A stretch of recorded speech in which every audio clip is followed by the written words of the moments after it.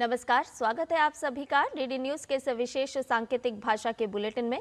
आपके साथ मैं हूं संध्या शर्मा और मेरे साथ है मेरे सहयोगी शरद मुदगल।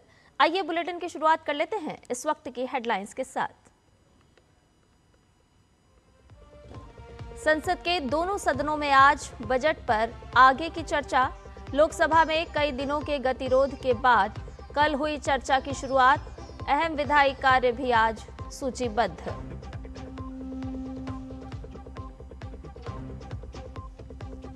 पूर्व सेना प्रमुख नरवणे के ट्वीट के बाद बीजेपी ने की राहुल गांधी के इस्तीफे की मांग। विदेश दौरे और फंडिंग पर भी उठाया सवाल। सदस्यता रद्द करने की भी मांग।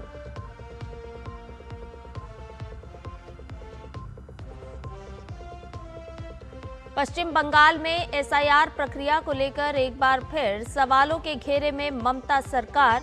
सुप्रीम कोर्ट के आदेश की अवहेलना का गंभीर आरोप। बांग्लादेश में अल्पसंख्यकों की सुरक्षा पर फिर उठे सवाल।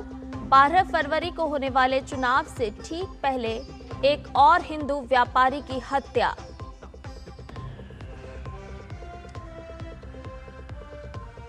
और एशियन शूटिंग चैंपियनशिप में भारतीय निशानेबाजों का कमाल। प्राची गायकवाड़ ने जीता स्वर्ण पदक। 39 स्वर्ण, 15 रजत और 12 कांस्य पदक के साथ भारत शीर्ष पर।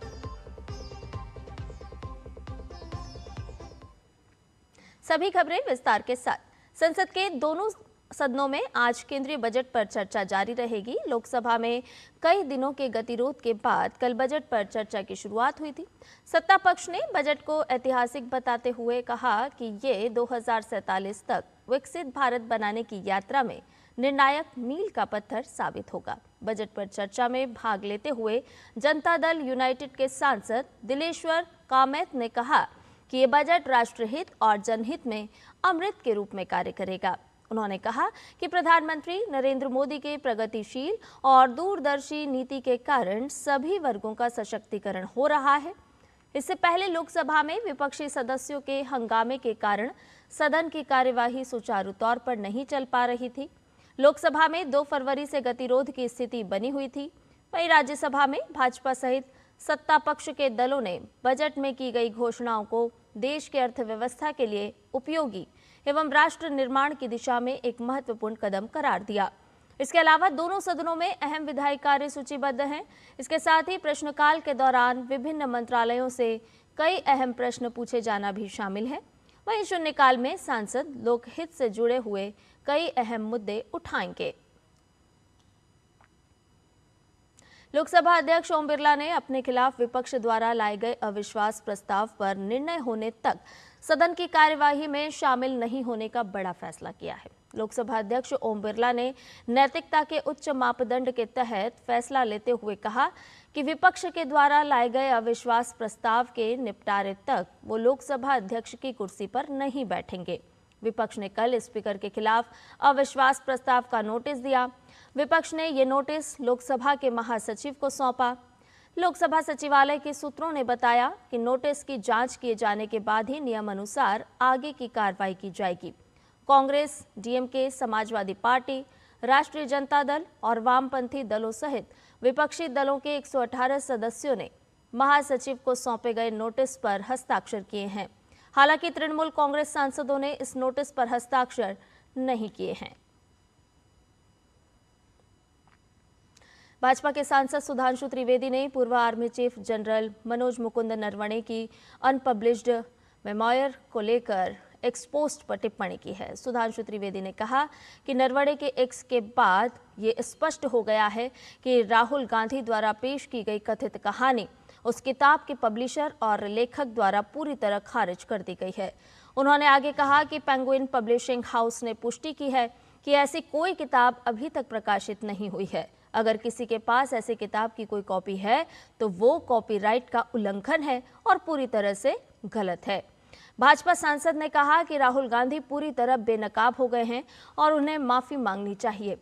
सुधांशु त्रिवेदी ने आरोप लगाया कि इससे ये भी साबित होता है कि विपक्ष के नेता और उनकी पार्टी कांग्रेस ने अपनी तुच्छ राजनीति के लिए राष्ट्रीय सुरक्षा के मामले में संदेह पैदा करने के लिए लोकसभा के पटल का इस्तेमाल किया।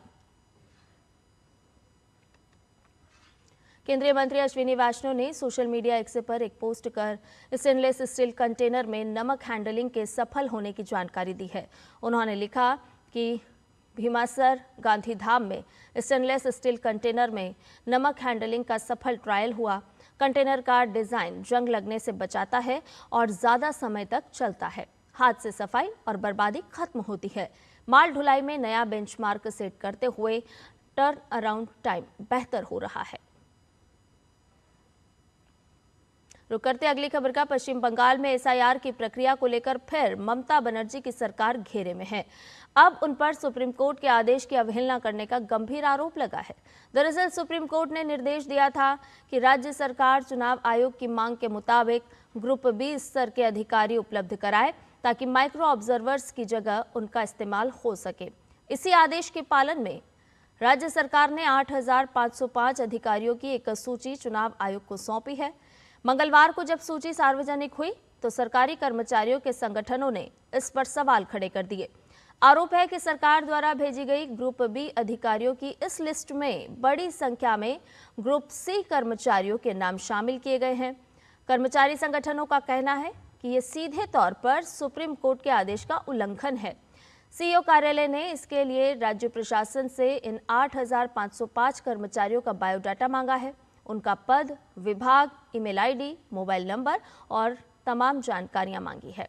वहीं बीजेपी ने इसे ममता सरकार की एक चाल बताया है। बीजेपी का आरोप है कि जानबूझकर अयोग्य अधिकारियों की सूची दी जा रही है ताकि मतदाता सूची संशोधन प्रक्रिया को विफल किया जा सके। उत्तराखंड के मुख्यमंत्री पुष्कर सिंह धामी ने मंगलवार को देहरादून में आयोजित एक कार्यक्रम के दौरान मुख्यमंत्री एकल महिला स्वरोजगार योजना का शुभारंभ किया। मुख्यमंत्री ने योजना का शुभारंभ करते हुए प्रथम चरण में जनपद बागेश्वर, देहरादून, नैनीताल, पौड़ी, टिहरी एवं उधम सिंह नगर के कुल 484 लाभार्थियों को प्रथम किश्त के रूप में 3,45,34,500 की धनराशि डीबीटी के माध्यम से लाभार्थियों के खाते में भेजी। इस दौरान मुख्यमंत्री पुष्कर सिंह धामी ने कहा कि मुख्यमंत्री एकल महिला स्वरोजगार योजना महिलाओं को आर्थिक रूप से सशक्त बनाएगी और उन्हें सम्मान, सुरक्षा और आत्मनिर्भरता प्रदान करेगी। उन्होंने कहा कि राज्यों की लाखों महिलाओं के संघर्ष, साहस और आत्मविश्वास को नई दिशा दी जा रही है। महिलाओं के बिना किसी भी राष्ट्र और समाज की उन्नति संभव नहीं है। महिला के सशक्त होने से परिवार के साथ साथ पूरा समाज भी सशक्त होता है। जम्मू कश्मीर के कुपवाड़ा जिले में कड़ाके की ठंड और भारी बर्फबारी के बीच भारतीय सेना ने मानवता की मिसाल पेश की है। तंगधार क्षेत्र में सड़क संपर्क पूरी तरह बाधित होने के दौरान सेना ने 26 वर्षीय गर्भवती महिला को सुरक्षित अस्पताल पहुंचाया। लगातार बर्फबारी के कारण क्षेत्र के रास्ते बंद हो गए थे। इसी बीच महिला को अचानक प्रसव पीड़ा शुरू हुई और परिजन अस्पताल तक पहुंचने में असमर्थ थे। मदद की गुहार मिलते ही सेना ने तुरंत रेस्क्यू ऑपरेशन शुरू किया। जवानों ने बर्फ से ढके दुर्गम रास्तों और खराब मौसम की परवाह किए बगैर महिला को सुरक्षित बाहर निकाला और अस्पताल में भर्ती करवाया। समय पर मिली सहायता से महिला की स्थिति में सुधार बताया जा रहा है। स्थानीय लोगों ने सेना के इस सराहनीय और मानवीय प्रयास की प्रशंसा की है। बांग्लादेश में अल्पसंख्यकों, खासकर हिंदू समुदाय के खिलाफ हिंसा थमने का नाम नहीं ले रही है। ताज़ा मामला मेमनसिंह जिले के त्रिशाल उपजिला से सामने आया है, जहां बदमाशों ने 62 वर्षीय हिंदू कारोबारी सुषेन चंद्र सरकार की बेरहमी से हत्या कर दी। घटना सोमवार रात बोगर बाजार चौराहे पर हुई, जहां हमलावरों ने धारदार हथियारों से वार कर उन्हें मौत के घाट उतार दिया और दुकान से कई लाख बांग्लादेशी टका लूट कर फरार हो गए। चुनाव से ठीक 3 दिन पहले हुई इस हत्या ने बांग्लादेश में हिंदुओं की सुरक्षा को लेकर गंभीर सवाल खड़े कर दिए हैं। पुलिस मामले की जांच कर रही है।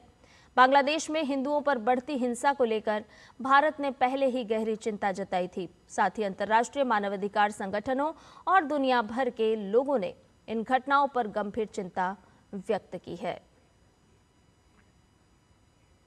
अमेरिका के राष्ट्रपति डोनाल्ड ट्रंप ने ओबामा काल के ग्रीनहाउस गैस नियमों के कानूनी आधार को खत्म करने की योजना बनाई है। व्हाइट हाउस के अनुसार ये कदम जलवायु नीति में अब तक का सबसे बड़ा बदलाव माना जा रहा है। प्रशासन का कहना है कि इससे नियमों में ढील मिलेगी और जीवाश्म ईंधन विकास को बढ़ावा मिलेगा, जबकि आलोचकों का मानना है कि इससे जलवायु कार्रवाई कमजोर होगी।